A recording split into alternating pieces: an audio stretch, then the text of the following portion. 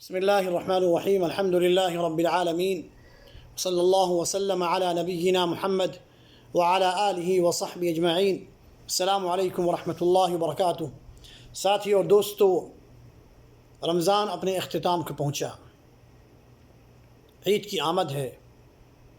میری طرف سے آپ تمام ساتھیوں کو عید کی مبارکباد، خاص طور پر ان ساتھیوں کو جو گلف میں رہتے ہیں۔ کچھ ہی گھنٹوں کے بعد آپ عید کی نماز پڑھنے والے ہیں۔ اللہ سے دعا کرتے ہیں کہ اللہ ہماری پچھلی نیکیوں کو قبول فرمائے۔ رمضان کے مہینے میں ہم سے جو بھی نیکیاں ہوئی ہیں اخلاص کے ساتھ، اللہ سے دعا کرتے ہیں کہ اللہ انہیں شرف قبولیت بخشے، اللہ انہیں قبول کرے اور ان ٹوٹی پھوٹی نیکیوں کو ہماری گناہوں کی بخشش کا سبب اور ذریعہ بنائے۔ ساتھیو، رمضان کا مہینہ ختم ہوا ہے، اس کا مطلب یہ نہیں کہ ہم آزاد ہو گئے۔ ہم تو کبھی بھی آزاد نہیں رہے۔ جس وقت سے ہم نے اپنی گردن میں اسلام کا پٹا لگایا ہے، ڈالا ہے، ہم اسی وقت سے قید ہیں۔ ہم خود مختار نہیں ہیں۔ ہم زندگی میں اپنی مرضی سے کچھ نہیں کر سکتے۔ جب ہم نے اس دین کو قبول کیا ہے تو ہمیں اللہ کے احکام کے مطابق زندگی گزارنی ہے۔ اپنی مرضی سے آپ نہ کھا سکتے ہیں، نہ سو سکتے ہیں، نہ پہن سکتے ہیں، نہ کسی چیز کا استعمال کر سکتے ہیں۔ سب کچھ شریعت کے دائرے میں رہتے ہوئے اس کی روشنی میں آپ کو کرنا ہے۔ تو آپ پہلے بھی قید تھے، اب بھی قید ہیں، اور اپنی موت تک آپ قید میں رہیں گے۔ وَاعْبُدْ رَبَّكَ حَتَّى يَأْتِيَكَ الْيَقِينُ۔ عبادت تو آپ سے مطلوب ہے آپ کی موت تک۔ رمضان کے گزر جانے سے آپ عبادت سے بری نہیں ہو گئے۔ رمضان میں جسے قید کیا گیا تھا وہ آزاد ہو گیا تاکہ آپ کو مزید بہکا سکے، لیکن آپ نہیں آزاد۔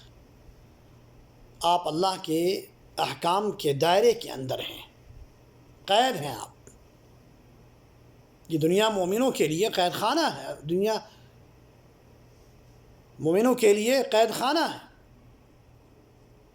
آپ کی آزادی تو دراصل وہ آزادی ہوگی جو جہنم سے مل جائے۔ اللہ ہم سب کو جہنم سے بچائے۔ تو ساتھیو، رمضان کا مہینہ ختم ہو چکا ہے، لیکن عبادات کا سلسلہ آپ کی موت تک جاری رہے گا۔ اسی وقفے میں رمضان کے ختم ہونے کے فوراً بعد، چاند کے نکلنے سے لے کر عید کی نماز ادا کیے جانے تک، اللہ سبحانہ و تعالیٰ نے ایک عبادت کو مشروع کیا ہے، جس کی طرف قرآن مجید میں اشارہ کیا، وَلِتُكْمِلُوا الْعِدَّةَ وَلِتُكَبِّرُوا اللَّهَ عَلَى مَا هَدَاكُمْ وَلَعَلَّكُمْ تَشْكُرُونَ۔ رمضان کے مہینے میں اللہ سبحانہ و تعالیٰ نے جو مہینہ آپ نے روزہ رکھ کر، قیام اور تراویح کی نماز ادا کر کے، قرآن کی تلاوت کر کے، عبادتوں میں اپنے آپ کو مشغول رکھ کر جس مہینے کو آپ نے مکمل کیا ہے، اللہ کی توفیق سے، اس کی ہدایت سے، اس کے شکرانے میں آپ تکبیر کہیں، اللہ اکبر کہیں، اللہ اکبر، اللہ اکبر، لا الہ الا اللہ، واللہ اکبر، اللہ اکبر، وللہ الحمد۔ گرچہ ہم لاک ڈاؤن کے زمانے میں ہیں، اپنے گھر کے اندر ہی یہ تکبیر ہمیں ادا کرنا، اس کا اہتمام کرنا ہے۔ بلکہ اگر ممکن ہو سکے ان علاقوں میں جہاں پہ مساجد سے اگر اس تکبیر کا اہتمام ہو سکے تو کیا جائے۔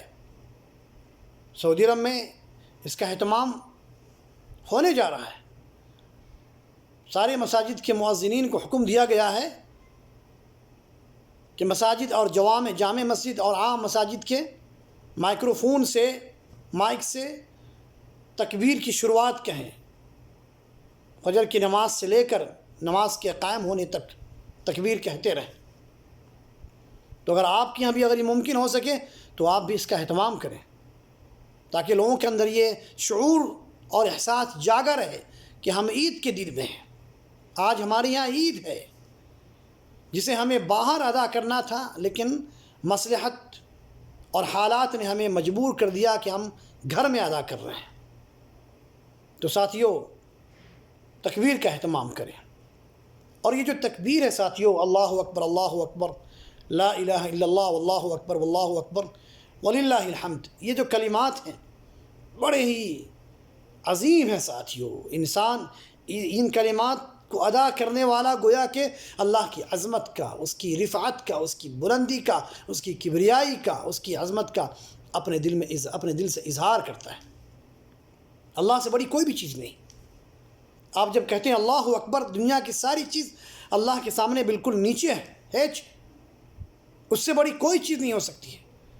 آپ کی بیماری سے، ظالموں کے ظلم سے، دشمنوں کی دشمنی سے، ساری چیز سے اللہ سبحانہ و تعالیٰ سب سے بڑا ہے، سب سے بڑا اللہ سبحانہ و تعالیٰ۔ اس کی قدرت، اس کی عظمت کے سامنے کوئی بھی اس سے بڑا نہیں ہے، کوئی بھی چیز اس سے بڑی نہیں ہے۔ کبھی آپ غم اور مصیبت کی کیفیت میں ہوتے ہیں، اس کلمے کا احساس کر لیجئے، دنیا کی ساری مصیبتیں اللہ سے بڑی نہیں ہیں۔ اللہ سبحانہ و تعالیٰ اس بات پر قادر ہے کہ آپ کی کسی بھی مصیبت کو پل بھر میں ٹھیک کر دے، اسے دنیا سے ختم کر دے، زائل کر دے۔ اللہ سبحانہ و تعالیٰ قادر ہے ساتھیوں۔ آپ جب کسی مصیبت میں ہوتے ہیں، آپ جب کسی پریشانی میں ہوتے ہیں اور اس کلمے کا اظہار کرتے ہیں، گویا کہ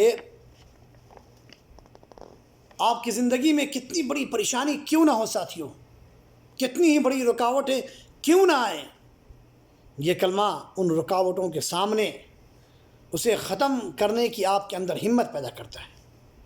اللہ اکبر، اللہ سب سے بڑا ہے، اللہ سب سے بڑا ہے۔ جو چیز آپ کی فوت ہو گئی اس پر افسوس نہ کرنے کی یہ کلمہ آپ کو تسلی دیتا ہے، یہ کلمہ آپ کے اندر ہمت اور عزیمت ادا کرتا ہے، اللہ سے حسن ظن کا درس دیتا ہے، مصائب اور رکاوٹوں کے سامنے ڈٹ جانے اور کھڑے رہنے کی تلقین کرتا ہے یہ کلمہ، اللہ اکبر۔ لہذا اسے بار بار دہراتے رہیں، اسے بار بار ہمیشہ زندگی میں اسے لازم پکڑ لیں آپ۔ اس کے بعد لا الہ الا اللہ، یہ کلمہ اس بات کا حقدار ہے کہ عبادت اس کے علاوہ کسی کی نہیں کی جائے۔ جب آپ نے اللہ کی سر بلندی کا، اللہ کی عظمت کا، اس کی کبریائی کا، اس کے سب سے بڑا ہونے کا جب آپ نے اقرار کر لیا ہے، تو آپ کی ذمہ داری ہے کہ اسی کے سامنے سر کو جھکائیں، اسی سے مانگیں، اسی کے سامنے اپنی پیشانی کو جھکائیں، اسی کے سامنے گریہ اور عاجزی کا اظہار کریں، اسی سے مانگیں، اسی کے سامنے دستے اپنے ہاتھوں کو پھیلائیں۔ یہ حق جس نے اللہ اکبر کہا، اس کی ذمہ داری ہے کہ اپنی ساری چیز کو، اپنی ساری ہستی کو اللہ کے سپرد کر دے۔ اللہ سے دعا کرتے ہیں کہ اللہ ہمیں اس کلمے کے معانی کو اور اس کے جو حقوق ہیں اس کے مطابق معانی کو سمجھنے کی، اور اس کے جو حقوق ہیں اس کے مطابق زندگی گزارنے کی اللہ ہمیں توفیق عطا فرمائے۔ والسلام علیکم ورحمۃ اللہ وبرکاتہ۔